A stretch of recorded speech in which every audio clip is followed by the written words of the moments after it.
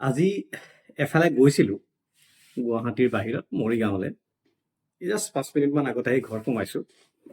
আহি থাকোঁতে ৰাস্তাত গাড়ীত আহি থাকোঁতে বাতৰি এটা পালোঁ। ভাবিলোঁ কথাটো গুৰুত্বপূৰ্ণ আৰু এই সম্পৰ্কত অলপ জনমত গঠনৰ প্ৰয়োজন আছে, ৰাইজৰ লগত কথাখিনি আলোচনা কৰাৰ প্ৰয়োজন আছে। বাতৰি দুটা।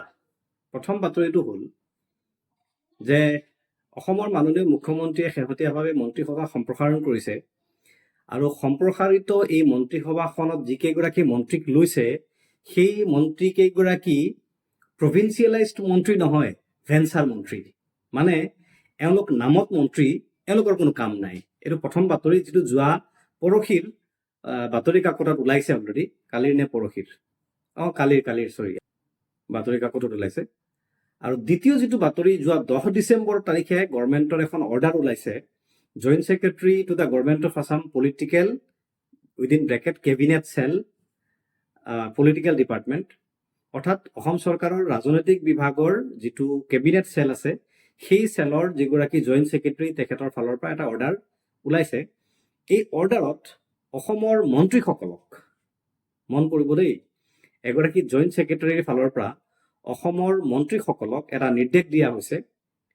চিঠিখন মই আপোনালোকক দি দিছোঁ, এবাৰ চাই লওক। আৰু মই চিঠিখন পঢ়ি দিছোঁ। জইণ্ট ছেক্ৰেটাৰীগৰাকীয়ে চিঠিখন ইছ্যু কৰিছে two PS to all ministers আৰু PS to all senior most secretaries of the departments। লিখিছে চিঠিখনৰ subject regarding restriction on using mobile phones during the cabinet meetings.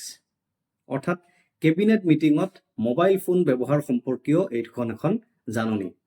লিখিছে, sir, with reference to the subject cited above, I am directed to inform you that as discussed in the last cabinet meeting held on 7/12/2024, mobile phones are not allowed inside the cabinet room during the cabinet meeting.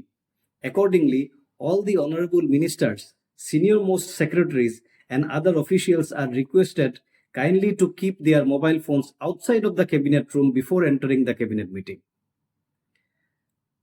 কথাটো ইংৰাজী বুজি পোৱাসকলে নিশ্চয় বুজিছে। যিসকলে ইংৰাজী মানে কমকৈ বুজি পায় বা নুবুজে তেওঁলোকক বুজাই দিবৰ কাৰণে মই জাষ্ট কথাটো এইটো কৈছোঁ যে চিঠিখনত লিখিছে যে অসমৰ মাননীয় মন্ত্ৰীসকলৰ কেবিনেট মাননীয় মন্ত্ৰীসকল যেতিয়া কেবিনেট বৈঠকলৈ আহিব, কেবিনেট ৰুমত সোমোৱাৰ আগতে যাতে তেওঁলোকে মোবাইলবোৰ বাহিৰত থৈ দিয়ে। যেনেকৈ ধৰক সাধাৰণ মানুহ আমি কোনোবা ডাঙৰ ছিকিউৰিটি ইছ্যু থকা কোনোবা কাৰ্যালয়লৈ যেতিয়া আমি গ'লোঁ, চেঞ্চিটিভ জোনলৈ গ'লোঁ, তেনেকুৱা জেগাত যাওঁতে আমি সাধাৰণ মানুহবোৰে বাহিৰত মোবাইলবোৰ থৈ দিব লাগে। অসম বিধানসভালৈ আমি যেতিয়া সোমাই যাওঁ, সাধাৰণ দৰ্শকে মোবাইলবোৰ বাহিৰত থৈ দিব লাগে। তেনেকুৱাকৈ মন্ত্ৰীসকলে, মাননীয় মন্ত্ৰীসকলে আৰু ছিনিয়ৰ মোষ্ট ছেক্ৰেটাৰীসকলে, গভৰ্ণমেণ্টৰ যিসকলে কেবিনেটত যাবলৈ সুবিধা পায়, যিসকলৰ কেবিনেট বৈঠকত উপস্থিত থকাৰ দৰকাৰ পৰে, সেইসকলে বাহিৰত মোবাইলটো থৈ যাব লাগিব। তাৰপিছত চিঠিখনত লিখিছে, this is felt as a prerequisite to ensure focused and undivided attention of all the members present in the cabinet meeting. This is also important to maintain the decorum of this highest body of the state government. তাৰ পিছত বিষয়াগৰাকীয়ে চহী কৰিছে, joint secretary to the government of Assam, এইখন চিঠি।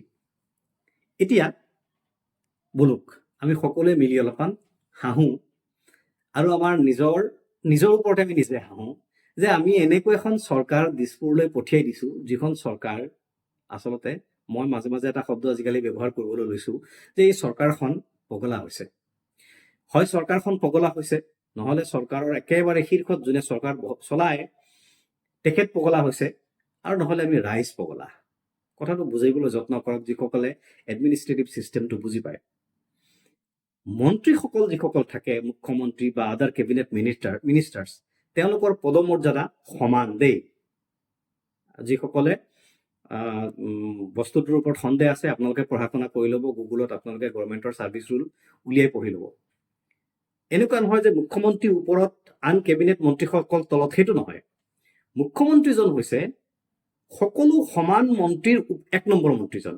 1 number, 2 number, 3 number, 4 number এনেকৈ যাব পাৰে, কিন্তু তেওঁলোকৰ পদমৰ্যাদা সমান। কেবিনেট মন্ত্ৰীসকলৰ chief minister himself is a cabinet minister. অৰ্থাৎ মুখ্যমন্ত্ৰীৰ পদমৰ্যাদা বাকী মন্ত্ৰীসকলৰ দৰে সমান, অৰ্থাৎ কেবিনেটৰ আটাইকেইগৰাকী মন্ত্ৰীৰ পদমৰ্যাদা সমান। এনেকুৱা অৱস্থাত মুখ্যমন্ত্ৰীয়ে ৩-৪গৰাকী নতুন মন্ত্ৰী এপইণ্টমেণ্ট দিছে আৰু তেখেতসকলক কেৱল চৰকাৰী কাম পৰ্যালোচনা কৰাৰহে দায়িত্ব দিছে দেই, এই কথাটো মন কৰিব।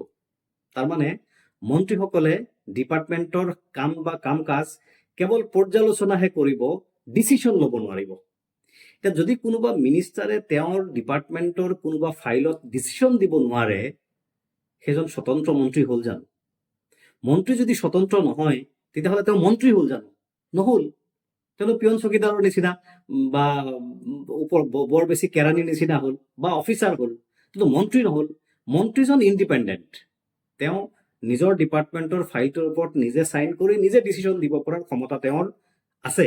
এইটো অধিকাৰ তেওঁক ব্যৱস্থাই দিছে, সংবিধানে দিছে। অসমৰ মুখ্যমন্ত্ৰীয়ে সেই সুবিধাটো তেওঁৰ মন্ত্ৰীসকলক দিয়া নাই। এইটো ১ নম্বৰ কথা।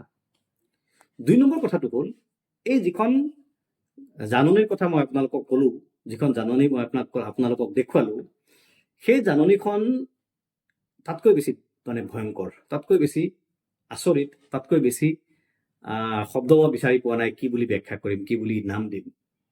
কিয়? ৩টা কাৰণ।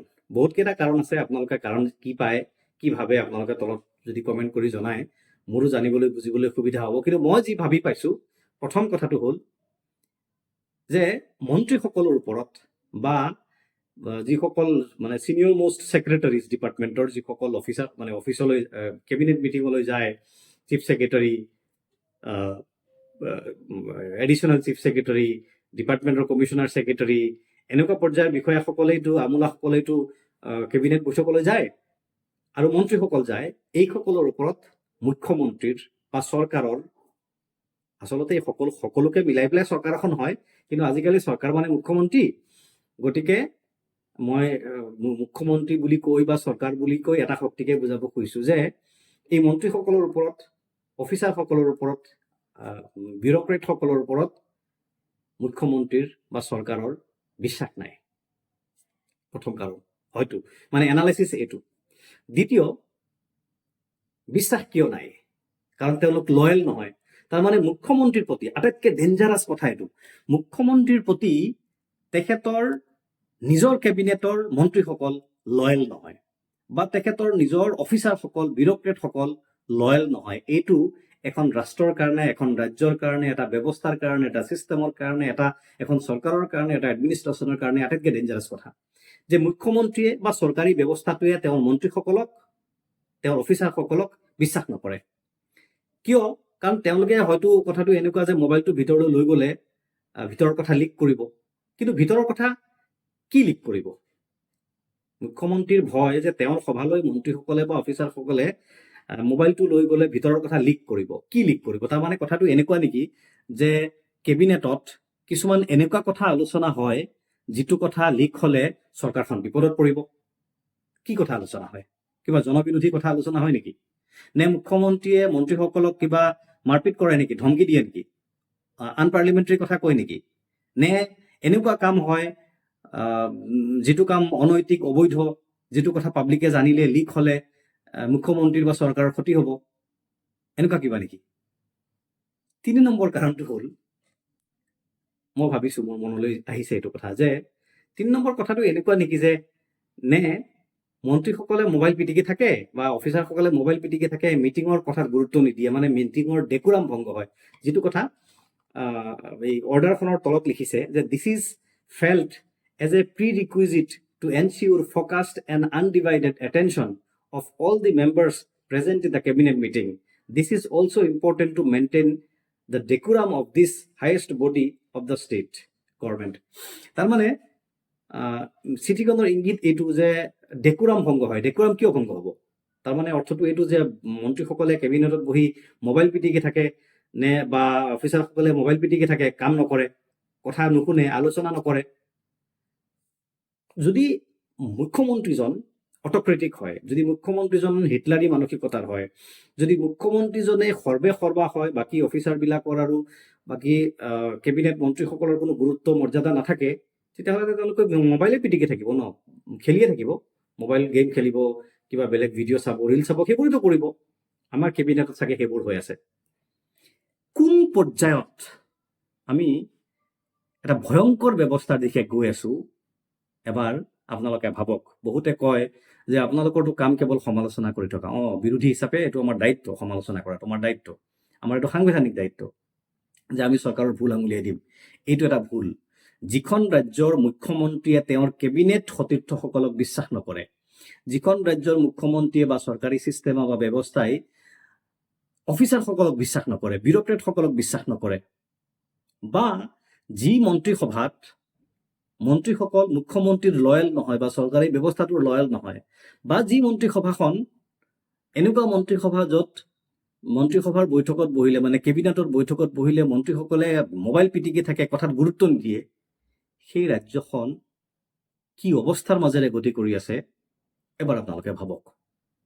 কথাখিনি এবাৰ আলোচনা কৰিবৰ কাৰণে, আপোনালোকক জনাবৰ কাৰণে, যিসকলে গম পোৱা নাই, নাজানে, আৰু এটা জনমত গঠন কৰিবৰ কাৰণে, আৰু এখেতসকলক, আমাৰ ওপৰৰ বহি থকা চাহাবসকলক এই কথাটো সোঁৱৰাই দিবৰ কাৰণে যে আপোনালোকৰ এই কাম কাজবিলাক আমি সাধাৰণ মানুহে খুব অসহায় দৃষ্টিত লক্ষ্য কৰি আছো। কথাখিনি দৰ্শকসকলক কৈছোঁ, আপোনালোকে কেনেকুৱা পালে যদি কমেণ্ট কৰি জনায়, মোৰ জানিবলৈ শিকিবলৈ সুবিধা হ'ব। যদি ভুল কৈছোঁ নিজকে শুধৰাবলৈ সুবিধা হ'ব। আপোনালোক সকলোকে ধন্যবাদ জনাইছোঁ।